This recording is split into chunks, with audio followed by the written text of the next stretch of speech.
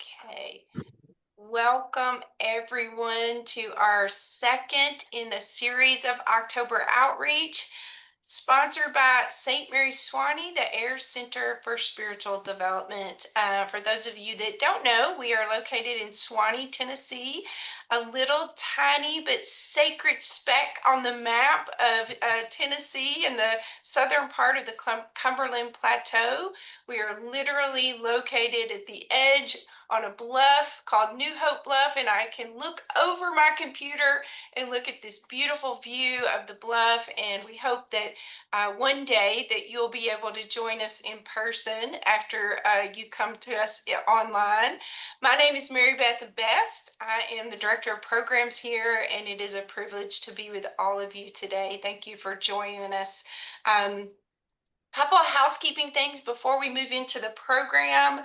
I just wanted to let you know that Gordon is not only with us online, but he is here several times a year in person. The next retreat will be December 5th. He hosts Mindfulness on the Mountain retreats. Every retreat is the same, but every retreat is very different and has a unique flavor, a unique approach to the practices of mindfulness. And there is a link in the chat to the next mindfulness retreat, December 5th, and we would love for you to join us. Any of our retreats. And if you find that there's a financial barrier to coming to St. Mary Swanee, we invite you to ask us about scholarships. Scholarships are available to any of our retreats, and we feel like spiritual retreats are not a privilege, but something that everyone should be able to enjoy. So just contact me or anyone on our reservations team to find out more about that. Let's see. I guess the next thing that I'm going to do is tell you all about Gordon. That's what you came here for. I'm going to read a little bit about his bio, and then I'm going to tell you what he means to St. Mary Swanee and to me personally. Gordon was well, I guess once you are an Episcopal priest, you're always an Episcopal priest, but he is a retired Episcopal priest. He's a leader of many retreats and has been a part of spiritual retreats here at St. Mary Swanee and many other places of contemplative practices, including centering prayer, mindfulness meditation, yoga, qigong, which is a very interesting practice. It looks really beautiful to see people do that. Actually, dating all the way back to 1975. He's taught mindfulness-based stress reduction at Vanderbilt, St. Thomas Health Services, as well as classes in Buddhist Christian dialogue at Vanderbilt Divinity. And he is from Nashville, but I feel like he is at home here in Swanee because we see him here so much. There's a beautiful garden, the Kathy Woods Meditation Garden, that is here in honor of his beautiful wife. And I hope that if you come and visit, you can enjoy that as well. Gordon is going to tell you a lot about some different kinds of retreats too that he is experiencing with, but he is just such a special part of St. Mary Swanee and a special human being to me and so many others. And you are just in for a treat today. We are just here at St. Mary's. We entered our day today with an electrical fire in the kitchen. We come to this lovely place and we prepare and work so hard to create a space for you, our guest, to rest, renew, and reconnect. And we try to create a space that you don't know about things like electrical fires in the kitchen. Where Aeon systems explode and things like that, so and I told Gordon in our pre-meeting, I said, I am so ready for this hour with you, your voice and your mindfulness practice. I literally am trying to catch my breath. It is such an honor and privilege to be a part of this this environment, this place, and this place of practice all around me all the time. I'm just overwhelmed sometimes with my blessings, and I'm so grateful to be with all of you today. And with that, I am going to turn it over to Gordon. And by the way, repairs are on the way. No one was hurt. Everybody's safe and sound. You will have delicious, wonderful food when you come back to visit St. Mary's. So here we go. Well, Mary Beth, given the beginning of this day, why don't we begin with a little meditation? I think that might be a good idea. So I'm going to close my eyes. You can have your eyes open, closed, whatever's good for you. Just a little short couple of minute meditation. So just noticing, oh, here's this breathing body,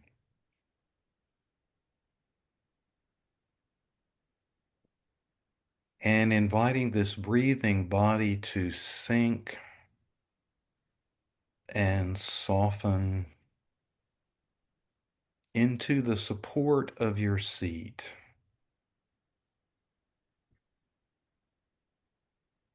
Feeling yourself supported from underneath, the weight of your torso resting on the seat of the chair, the bones of your feet resting down on the floor, and the foundation of your home, your office, wherever you are there, just resting down on the earth.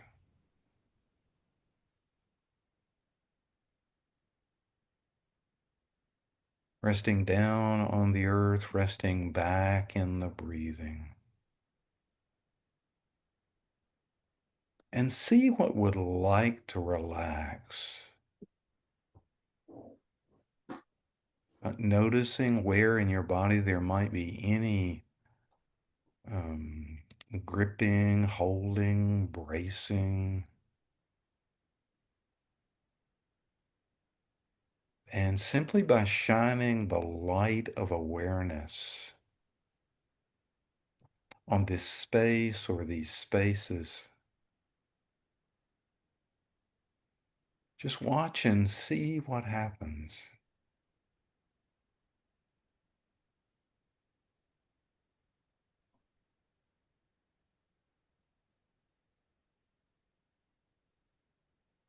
Imagining you have a thin, strong thread attached to the crown of your head,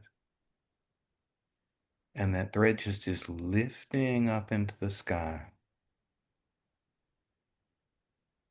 so that the bones of your spine line up like beads on a string,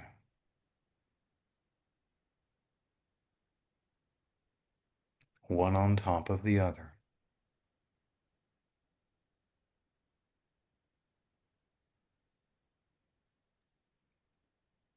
So your shoulder blades are like two palm-sized flat bones in your upper back. If you could imagine the inner edges of those shoulder blades just ever so slightly coming together and then dropping, as it were, into your back pockets, if you had back pockets. Notice that this opens the chest and it lifts the heart, as in, lift up your hearts.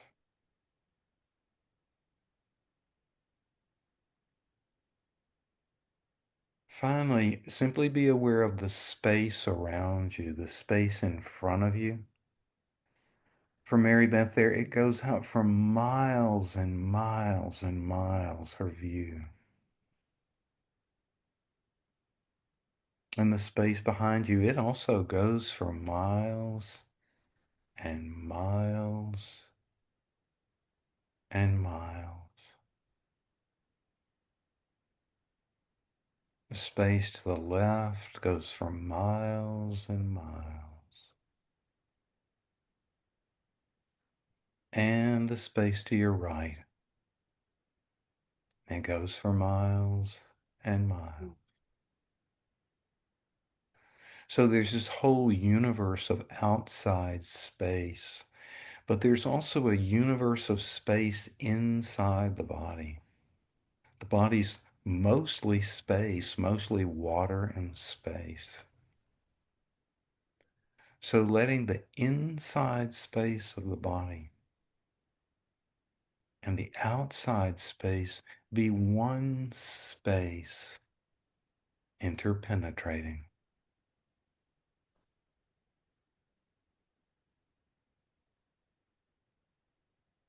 So these are four somatic markers: grounding, aligning the spine, opening the heart, and tuning into spaciousness. Here's the last thing we'll do for this meditation. So we're all surrounded by a great cloud of witnesses. I like to call them our benefactors. These are the people who have helped us along in this life. They are our teachers, our ancestors, our friends, our companions,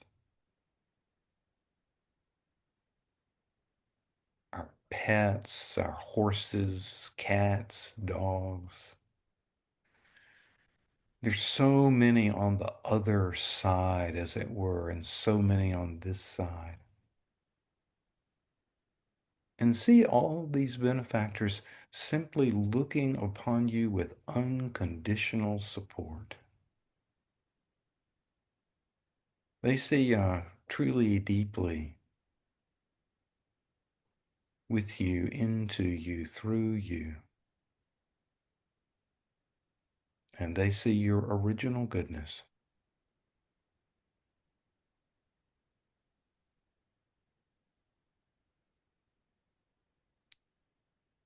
And let the light rays of their support and their care simply penetrate into every cell of your body,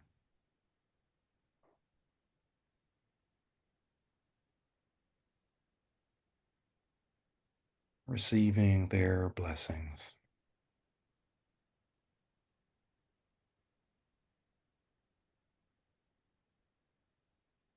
Good. So we'll let the formal meditation come to a close, but you can stay in this space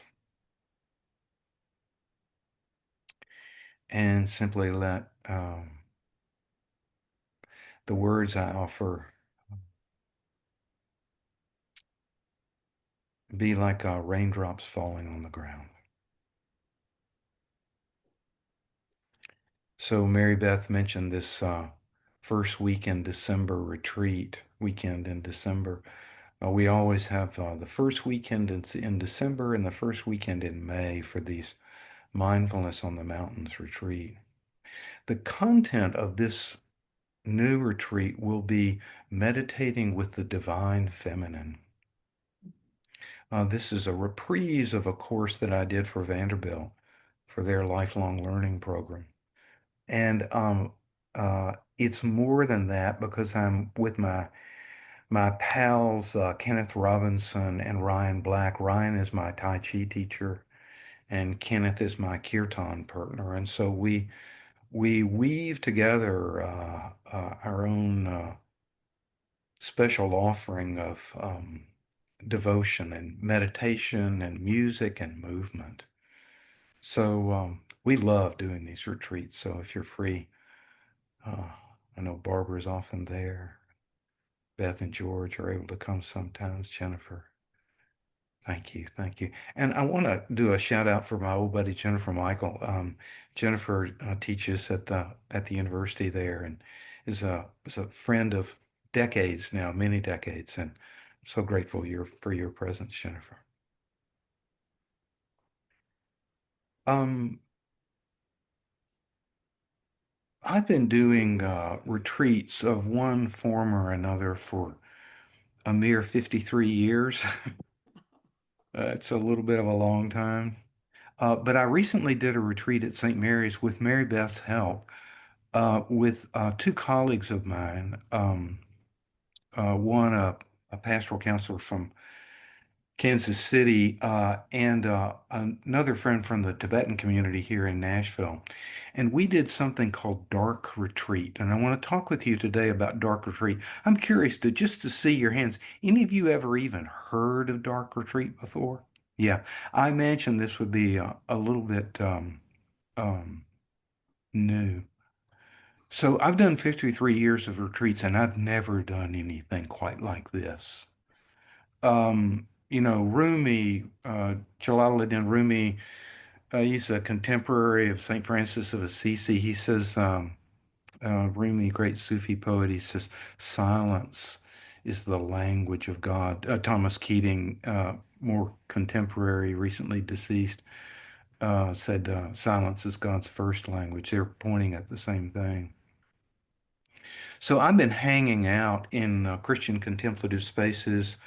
I spent a good 15 years in the Mahayana Zen space, Japanese and Korean and Vietnamese Zen, and then another 20 years in the foundational Buddhism, Theravadan Buddhist space, so-called insight meditation in the West. And for the last 5 or 6 years, I've been taking the deep dive into Vajrayana Buddhism, Tibetan Buddhism, about which I'd read for a long time, but uh, have really been spending a good deal of time there. And the dark retreat comes out of the Tibetan Vajrayana practice. Dark retreat is known as preparation for the bardo of dying, because what you do is literally go into the dark, and I'm talking about like the dark of Mammoth Cave. You know, if you've ever been in a cave and they turn out the lights and you can't see your hand in front of your face, that's what you do. And so there are varying lengths of dark retreat. You know, it's a day or 3 days or a week or 10 days or a month. And we did 3 days there at St. Mary's with Mary Beth's help. And what we did was we were over in the Anna house and we put up blackout curtains so to as to completely shut out the light. And there's also something I want you to know about. It's called a manta mask. And I'm going to put on my manta mask. It's a mask. It's like an eye mask, but it's got eye cups in the mask so you can actually have your eyes open. So I'm going to put this thing on so you can see what it looks like. So when I put this on, there is literally no light in my visual field. 30% of the brain is devoted to visual processing. So all this processing just goes offline.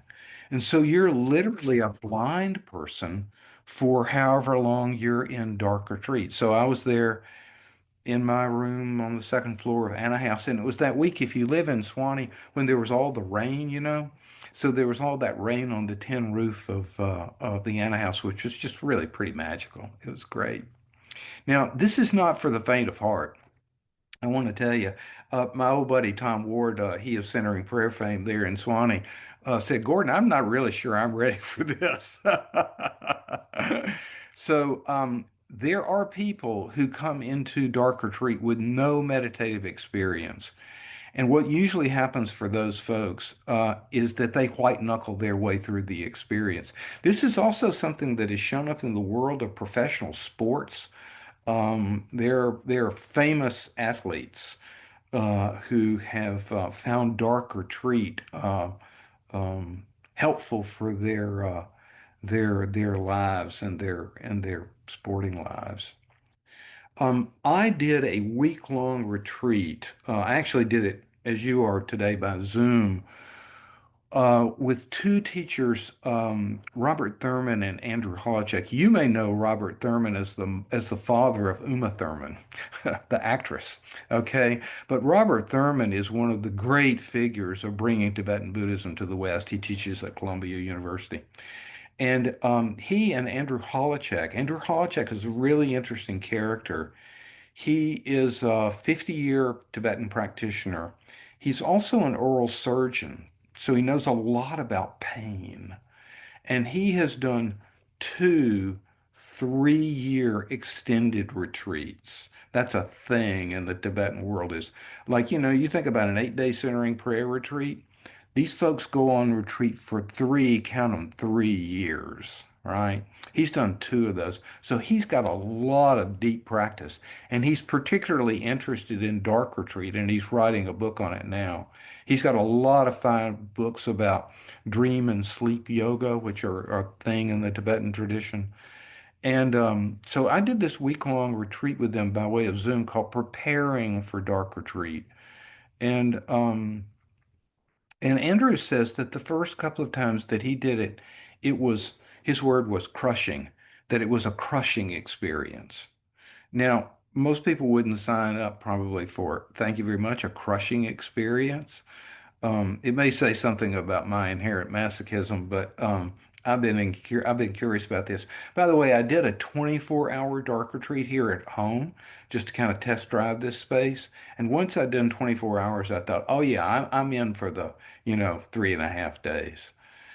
So uh, uh, Plato, uh, he of Western philosophy fame, says that the journey is one of recollection. I almost said reconciliation, but it's that too. The journey, the journey of our life is one of recollection. And the Greek word here is anamnesis. Jesus uses it in the language of the New Testament. He says over and over again, he says, and we hear it weekly, at the Eucharist, it's like, do this for the remembrance of me, do this for the anamnesis of me. Uh, um, I'm trying to remember. There's a great Jewish scholar, Abraham Joshua Heschel. He says the most important word in the Hebrew Bible is remember. And the Jews are enjoined to remember that you were slaves once in Egypt. Once you too were refugees. Once you too were slaves. Remember, hero Israel, remember. So remembrance is really at the heart of dark retreat practice. And what happens when you go into dark retreat, I'm just going to tell you the story of my retreat, is that first, and there's only one instruction for dark retreat, and it is, get this, do nothing. If somebody told you to do nothing for 3.5 days, how does that sound to you? Well, at first, I want to tell you, it's an incredible relief. You don't realize how tired you are. And your body just says, thank you, Jesus. And it's, it's like, oh God, I finally get to relax. And so not surprisingly, there's a fair amount of sleeping that goes on in that 24 hours. And because you're deprived of the circadian rhythm of dark and light, you don't actually know what time it is. The only way you know what time it is, it's somebody twice a day, they bring you a morning meal and an evening meal. And that's it. Those are the only cues as far as time goes. So your body gets to just really drop into stillness. And then there is this dance back and forth between mental content. Again, there's no visual content. There's no, there are none of these, weapons of mass distraction, right? There's none of this distraction. And there's just what's in your mind stream. And so, what often comes up in dark retreat is a kind of spontaneous life review. It's like, oh man, I mean, I'm 74 years old. I hadn't thought of that in 70 years. Where did that come from? And so there's all this content, and it's this kind of yin and yang of content, and then great stillness, great silence. There is a phenomenon, some of you may know it if you meditate with your eyes closed. The Buddhists call it the nimitta. When your mind gets really concentrated, there's a bright white light which appears in the visual field. You know this nimitta, and it can sometimes kind of spread out. So that I was used to that from my meditative practice. Um, but it is said that dark retreat is like sober psychedelics. And there are some really interesting visual phenomena that can happen in dark retreat, but they're just entertainment. It's just uh, it's just stuff moving through the theater of the mind. Oh, what movie is playing right now? And again, the instruction is to leave it alone. It's like, kind of the basic instruction for centering prayer. Return to your sacred word. What you do is you return to the darkness itself. The darkness, as they say in so-called medicine, psychedelic retreats these days, they say, let the medicine show you what it wants to show you. Let the darkness show you what it wants to show you. Darkness and silence are primordial. Sound, right? Sound comes out of silence and it returns to the silence. And so too verbal content, visual content. Light emerges from darkness. Darkness is primordial. Sometimes a dark retreat is known as the wrathful feminine. That's a phrase from uh, sort of the uh, Tibetan Buddhist goddess practice. And I'll say some things about the wrathful feminine on the retreat in December. Um, this age in the Hindu cosmology is known as the Kali Yuga, the Kali age. And Kali, if you know her, she's a goddess of darkness. She's a goddess of destruction. And it's like something actually has to be torn down, broken apart, busted up in order for something new to be born. It's like the tomb, the 3-day tomb, and it literally is the tomb that you're in, becomes a womb for new birth. Only thing you have to do in the dark is surrender again and again and again to the here and now. Um, so I want to tell you about my own retreat a little bit.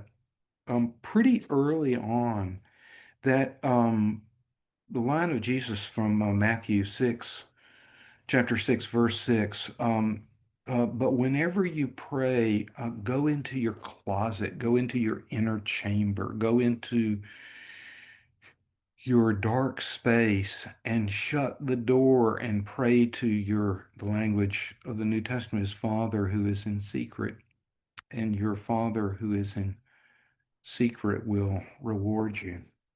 I have to say, the way we began the meditation today with kind of the four somatic markers of grounding and aligning and dropping the mind into the heart is the way the Desert Fathers and Mothers talked about it, opening the heart. And then finally, this opening up into spaciousness. All this then sets the stage for the companionship of the communion of saints, the great cloud of witnesses. Tibetans call them the benefactors, or I like this, the retinue of masters. Isn't that a great phrase? The retinue of masters. And what we do is we ask for their assistance. So, among my retinue of masters is, my wife Kathy. She's so in every part of St. Mary's for me. My old friend Tom Ward, um, my teachers, Henry Nouwen, who first opened the door for me to contemplative practice. Good grief, back in 1973. He's the cause of it all. He's the person who got it going. And all the teachers that I've had subsequently, and all my contemplative companions. Um, so this companionship of the benefactors, I would say that the dominant note of the retreat was one of gratitude. just so much gratitude for all these people who have cared for me, uh, imperfectly and perfectly, perfectly imperfectly, uh, their care. Um, the instruction is do nothing. And so it wasn't until kind of deep into the second day, maybe the evening of the second day, that I began to get a little bit bored with doing nothing. And so, the instruction is, well, just be perfectly bored. Allow yourself to do nothing. Do nothing with the boredom. Don't try to distract yourself. Just let yourself be perfectly bored. And as I was just following this instruction of doing nothing, what came to my mind was be nothing, be nothing. And then that morphed into be nobody, be nobody. Now that then triggered the core orientation of certainly the first half of my life and more, which was to be somebody. And not just be somebody, be somebody special, you know, right? Do you remember the great encounter between Odysseus and Polyphemus, the Cyclops? And how Odysseus gets out of the whole thing is, he blinds Polyphemus, and Polyphemus says, who is this? Who the hell is this? And Odysseus answers, Nemo, which is Latin for nobody. I'm Nemo. I'm nobody, right? So Jennifer, you will love this. Jennifer Michael, you'll love this. That what came to my mind was Emily Dickinson's poem. I'm nobody. Who are you? Exactly. I'm nobody. Who are you? And here's the rest of the poem. I had to go look it up when I got out of the retreat. I'm nobody. Who are you?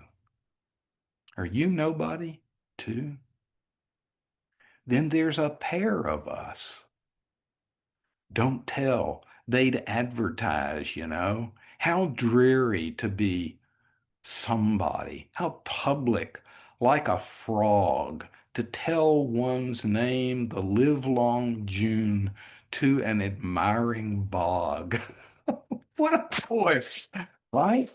So, that's what came to me in the darkness was Emily Dickinson and being nobody. And uh and I got to be with the pressures of being somebody.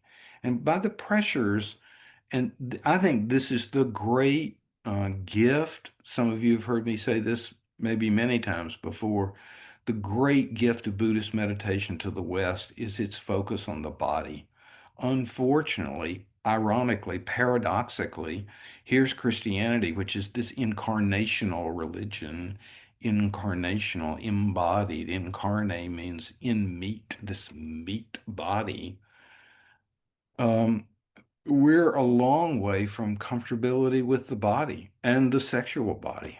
We got all kinds of challenges around that, right? But the Buddhists are a whole lot more comfortable with that. And in fact, the Buddha says that the first foundation of mindfulness is mindfulness of the body. So in dark retreat, when content comes up, what you get to do, and particularly with challenging content, with sadness, or with anger or fear is to be present with the contraction in the body. The issue is in the tissues. The 1 yard line is in this embodied awareness. So I was just with this embodied awareness of pressure to be somebody. And I was also, aware of, not only the cost of it, but also the sweet parts of it. It wasn't all bad. But it was a mixed thing. Um, and so I was just present with that. I was just hanging out with that. And then what came to mind was Robert Redford had died the week before. And do you know his film, The Horse Whisperer? Did you see that film? Some of you are nodding. Yeah. So I used to teach that film. I excerpted 5 clips from that film. And when I worked at St. Thomas Health Services, I would use that film for team building. So I had this dialogue internalized. It was really, it was mine. It was like memorizing poetry that Jennifer does, and that Swanee is so good at inviting its students to do. Um, my friend Tom Ward has more memorized poetry underneath his hood than anybody I know. Um, and So I was just kind of replaying this story of this teenage girl, Grace is her name, who has this horrific accident while riding her horse, and her friend is killed, and her horse Pilgrim is horribly injured. And so her mother, who's played by Scott Thomas, drags her out to Montana to be with this horse whisperer, Tom Booker, the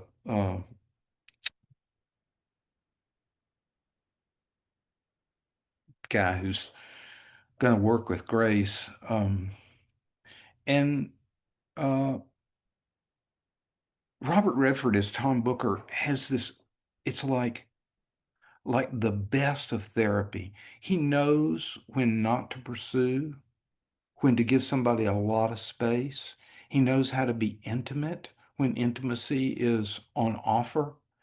And he knows how to turn up the heat when the heat needs to be turned up. He's a great, great therapist for Grace and for her horse and for her mother, and frankly, for himself uh, in all this. And um, and what came to me out of replaying the dialogue from that movie was that I did not grow up with that kind of presence. It's an unusual presence to grow up with. And it took me all the way back to this scared little boy who was trying so hard to get it right, and to do it right in order to be loved. This is the script of a recovering perfectionist, right?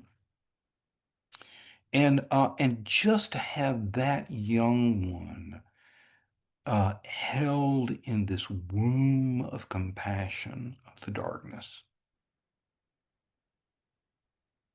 Again, I've done a lot of time in silence.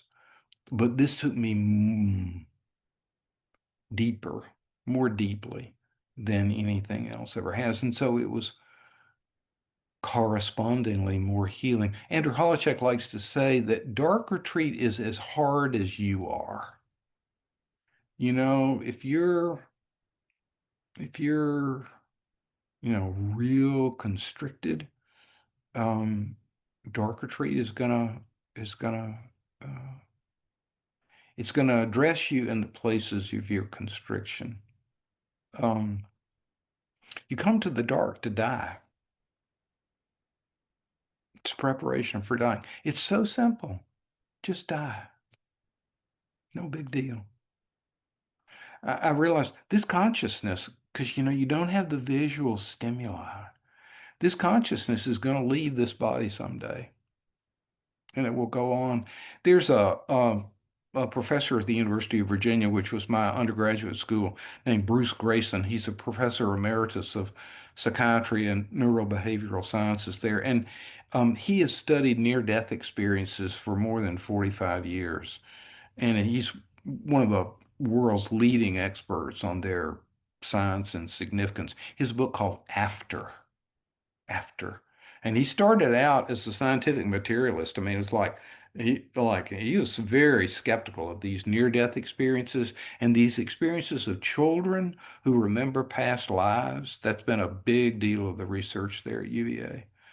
Um, this awakened awareness, this consciousness is who we are. We deeply identify with this body. I have this body on consignment for a while. We deeply identify with our thoughts. You know, it's my belief and I'm sticking to it, right? Uh, with our emotional lives, we deeply identify with all that. All that material gets to come up in dark retreat and acknowledged and held in the womb of compassion, and then surrendered to see, oh, Oh, this that the Buddha was pointing to, this awakened awareness. Jesus was saying over and over again, like, wake up, wake up, wake up. Um, the Buddha, the Christ consciousness is everywhere. It's every when. The material objects in our field, in our sensory field, they're part of our body. There's no out there. I mean, conventionally speaking, there's Gordon here, in his office and looking at y'all, there in your spaces. But actually, if I really do this rotation in consciousness, y'all are inside me and I'm inside you. I mean, this is the language of communion. The me and thee, Frederick Buechner used to call it. The me and thee. Space is feminine, right? Everything happens in space. I'll never forget when one of my Buddhist teachers invited us on our walking meditation. He said, just notice space. Nobody had ever invited me to notice space before. We're naturally drawn to movement and to color, to form, to shape, right?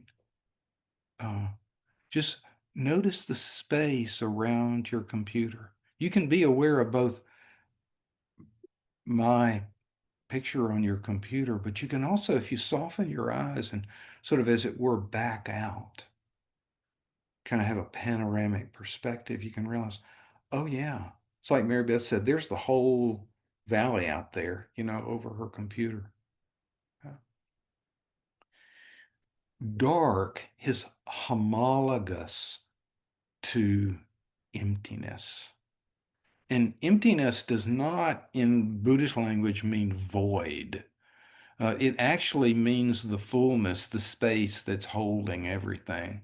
The Heart Sutra, which is really the Death Sutra in Mahayana Buddhism, is form is emptiness and emptiness is form.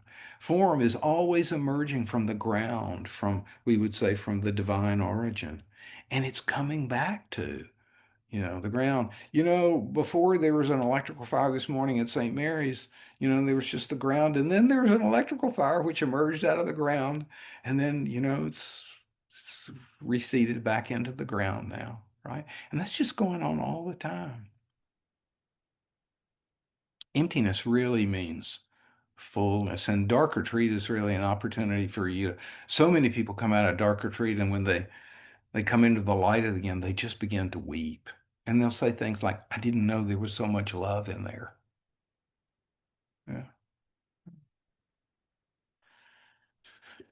So let me see if there's anything else I want to say about this. Oh, Holochek has a great line. He says, meditation is not a sedative, it's a laxative. Right? So we think of like, I'm going to go meditate and I'm going to chill out. I'm going to feel better. And that can happen. Mary Beth, I hope it was better for you after the meditation at the beginning of our time today. But real meditation goes beyond these initial stress reduction sort of stuff. It's like, why are we doing this stuff anyway? What's the point of it all? It's it's awakening, realization, enlightenment, salvation. We're not just doing this for stress reduction. There's there's something more important at stake. Stuff will come up in the dark. You will purge psychologically. And the question is, can you say yes to a heap of hurt? Right? The ultimate benefit for the self is to realize there isn't one. There's a New Yorker cartoon. Somebody said in the cartoon it says, "I finally got the big picture, and I wasn't in it." Right? Mm. So when we talk about other people, Ken Wilber likes to say, "What others? What others?" They're all in here in this one field in which we participate together. Chogyam Trungpa, who was a famous, somewhat infamous Tibetan teacher, said, "Good and bad, happy and sad, all things disappear into consciousness. Good and bad, happy and sad, all things disappear into consciousness." The very last thing you will do, Holacek says this, I love this line, the very last thing you will do is exhale. That's it. I never thought of it that way. Very last thing you will do is exhale. So there's the dark retreat itself, and then there's the aftermath of the dark retreat. So I make my way back to Nashville. I come home, and it's about 9:30 at night. When I came home, Mary Beth, you don't know the rest of the story. And I began to have this left lower quadrant abdominal pain. And it really had my attention. I thought, like, what the hell is this? And I thought, well, maybe this will go away, but it didn't go away, and it intensified. And I thought, well, I think I better drive myself to the emergency room. So I got in the car to drive myself to the emergency room, and my battery was dead. I thought, you got to be kidding me. So uh, I thought around, now who's going to have their phone on at 9:30 at night? So I called, my brother was out of town, and I called my stepdaughter, and I knew she wouldn't have her phone on, and it wasn't on. And her husband, turns out he was hiking in Germany. So I called my grandson, and I said, Hugo, I know you got a football game tomorrow, but I need you to take your grandfather to the emergency room. And he said, I'll be right there. So we had this bonding experience, and he took me to the emergency room. And they assessed me and assessed my level of pain, and they gave me some morphine right away. And the morphine didn't touch my pain. So they got me into a CT scanner, and you know where this is going. I had a kidney stone, and then they gave me some tramadol, and that was the ticket. Tramadol. I am a real believer in tramadol. I really like that drug. Let me tell you. So, so by that time, Hugo had gone home because he had a football game the next morning, and I took an Uber home and was just there, me and my kidney stone. And I slept well that night. Next day was kind of uncomfortable. Next night was really uncomfortable. But after that, uh, uh, pain gradually, it was kind of a non-issue. And now I had a scan on Friday, and the stone it's just floating happily there in my bladder. It's just fine. It's not bothering me at all. So, but I talked to a friend of mine here, and she said, metaphysically, stones, passing kidney stones is about purgation. And I thought, well, damn. Think about the timing of this. Here's this dark retreat. I mean, you don't have to buy into this, but it's an interesting thought. Here's this dark retreat, and meditation is not about sedation, but it's about, it's a laxative. It's about purgation. And it was really quite a remarkable experience and I will say to you, and I'm kind of glad of this, I remembered to practice there in the ER. My body was actually shaking and my teeth were chattering, and I wasn't cold. And I said to the nurse, I said, "This is pretty weird." I said, "My body is shaking and my teeth are chattering." She said, "Oh, pain does interesting things." So Andrew Holacek has a great book. This is a great book called Reverse Meditation.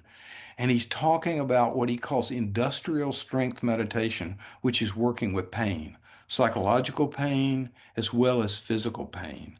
And it's a really, really fine treatment of working with contraction. And that's really the 1 yard line. It's like that's where the issue is for all of us. Because whatever the thing is, whether it's, politics or family stuff or climate change or, whatever it may be, there's contraction around that. And we can think until the cows come home. We can emote until the cows come home. But until we actually bring loving awareness to the contraction in our bodies, it just stays stuck. It's like that kidney stone. It's just stuck in the ureter, right? Fortunately, my stone was small. It was not a big one. Yeah. Okay, so I'll stop talking at this point, and I'll see if there's anything in the chat. There's actually there's so few of us that you can just unmute yourself and ask a question if you want to. Yeah, Mary Beth said put it in the chat. Yeah, you don't have to put it in the chat. We can just talk with each other, and and you don't have to talk. There's just not a share or die experience.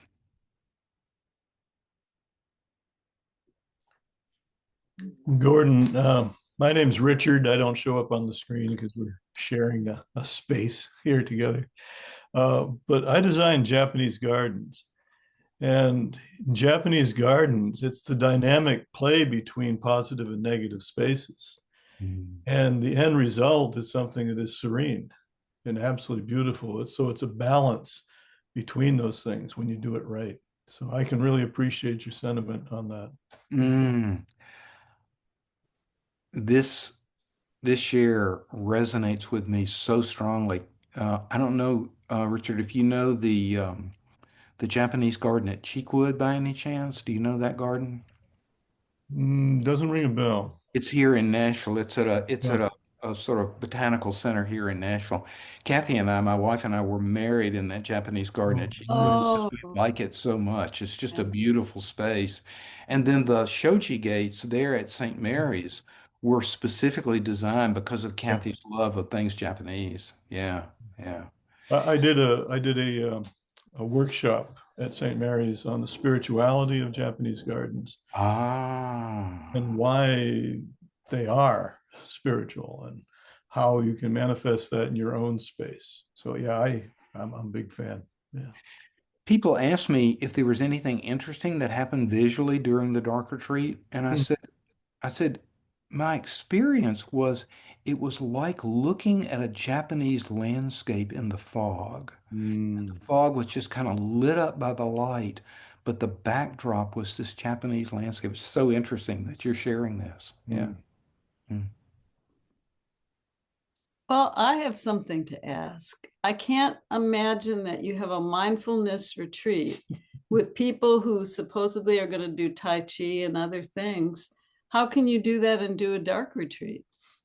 I Oh, don't, those are two separate things. All oh, right. two separate Two things. two very separate things. Yeah. Okay. However, Barbara, in my room at St. Mary's in the morning, I would do my Qigong and my Tai Chi, and it's interesting doing it with no visual reference. I mean, boy, you can really get turned around, especially in the Tai Chi. And then in the afternoon, I would do yoga, and I had brought some hand weights. And the it was sensuous and sumptuous to Mm. do all that movement, but deprived of any visual reference. Do y'all know this is a great book, Jennifer Michael? I wonder if you know this, um, by a French writer named Jacques Luceron called, I think it's called And Then There Was Light.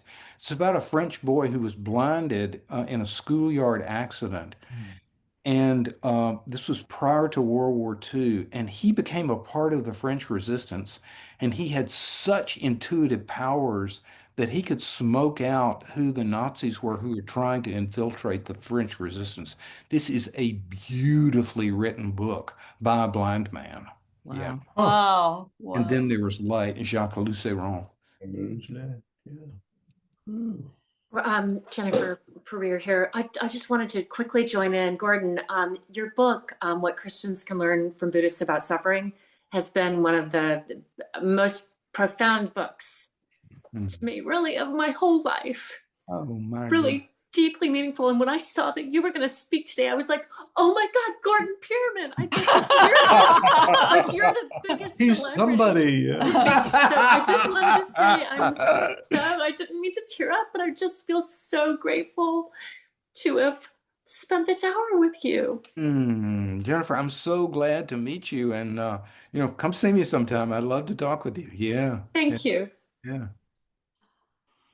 Mm.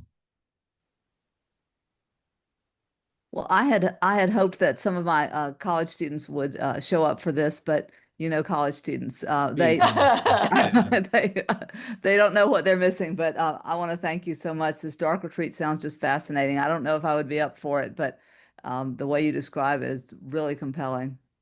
Mary Beth and I are talking about this, Jennifer, and we think there's a market for dark retreat, and there are very few places in the United States. You can go to Germany, some places in Europe to do this.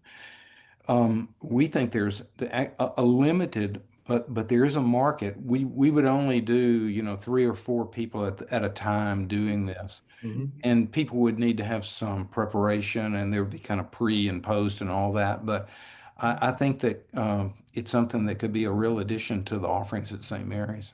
Yeah, Mm, yeah. I agree. Gordon, I'm curious to know if you do have to do a certain level of supervision for people who are in the middle of the retreat or who might be finding it difficult. You said it's crushing to some people. Right. And if people self-select to avoid being crushed, or if there's a way of knowing whether or not you could be ready for something like this, because it does sound fascinating to me. Yeah. Beth, this is a great question. And the short answer is yes. In the actual retreat itself, at least once a day, and somebody could ask for more if they wanted it. Um, Somebody checks in, and it may be that somebody says, "I'm good. I don't need to talk," and that's where I was during this retreat. But it might be somebody saying, "There's some really difficult material that's coming up for me, and it would really be helpful to process a little bit of this with somebody." So yeah, in the thing itself, there is the provision of support, and then uh, if we decide to do this at St. Mary's, then that's an if at this point. Um, my colleague, my friend from Kansas City, has done a whole lot of work with James Fowler's Stages of Faith, Mm.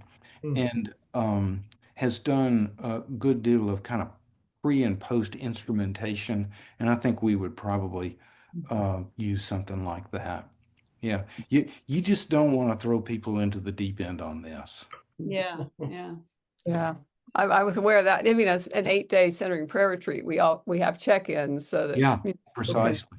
Yeah. Mary Beth and I were talking about this, and she reminded me that, Tom would say, don't just come like straight into an 8 day, do the introduction to centering prayer first. And same thing here. Yeah. Thank you. And I also wondered, can you be outside in a dark retreat? So if you had your manta mask on, Yeah. technically yes, Barbara, but I think part of the squeeze, the pressure cooker, as it were, is to remain inside. And Mm. so I did stay in the room. I actually opened up the door one day with all that rain just to kind of feel the atmosphere Yeah, of the I rain. love having some outdoor, and it's hard Yeah. to think of Yeah. not being outdoor. Hmm. I had a quick question. I tend to get visions, and uh, that it's a hypnagogic state, and then there's a hypnopompic state. Hmm. Prior to going to sleep, and then when you're coming from a sleeping state to a waking state. Did you manifest any of those while you were doing it? This is these are great questions y'all are throwing out. So Andrew Holacek has 2 books. I'm looking at them up on my shelf. One is called Dreams of Light, and the other one is called Dream Yoga. He's a big student of, for these Tibetan masters, their intention is to be in awakened awareness, both in awakened life and in deep sleep. So, if you're interested in this, he is just like he's the guy in all this. Yeah. Mhm. No, get What's his name. Let's write it Will Yeah. we down. put it in the So chat? so his Oh, name let's is write it down. yeah, it's Holecek. Andrew Holacek. Holecek.